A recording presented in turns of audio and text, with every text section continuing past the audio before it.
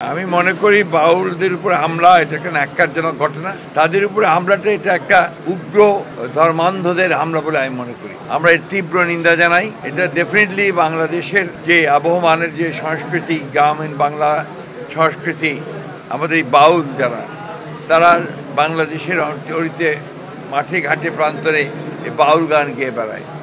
তাদের উপরে হামলাটা এটা একটা উগ্র ধর্মান্ধদের হামলা বলে আমি মনে করি এবং এটা সঠিক নয়। এই ধরনের হিংসা প্রতিহিংসার আপনার পথ বেছে নেওয়া কারোর জন্যই শোভনীয় নয়। আমরা অবশ্যই এটার আপনার সুষ্ঠু তদন্ত দাবি করি এবং নিরসন দাবি করি।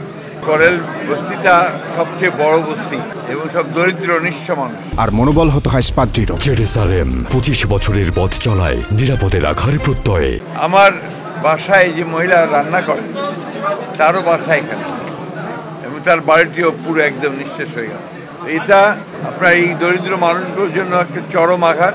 আমি সরকারের কাছে দাবি করব সরকার যেন এদের ক্ষতিপূরণের ব্যবস্থা করেন এবং সুষ্ঠু তদন্তের মধ্য দিয়ে অগ্নিকাণ্ডের জন্য প্রকৃত ঘটনাকে বের করে যদি প্রকৃতপক্ষে কোনো ব্যক্তি দায়ী হয়ে থাকে তাহলে তাকে আইনের আওতায় নিয়ে আসার জন্য আমি দাবি জানাচ্ছি। আমি সেটা ঠিক মনে করি না। আমি যেটা মনে করি সেটা হচ্ছে যে আমাদের দুর্ভাগ্যক্রমে আমাদের যারা বিভিন্ন প্রতিষ্ঠানগুলো দায়িত্বে থাকেন, বিশেষ করে আপনার গার্মেন্টস অথবা আপনার ফ্যাক্টরি কারখানাগুলোতে তাদের কিছুটা নেগলিজেন্সি এবং অগ্নি নির্বাপনী ব্যবস্থার প্রতুলতা এবং আইন না মেনে চলা, সব কিছু মিলেই এই অগ্নিকাণ্ডগুলো ঘটে।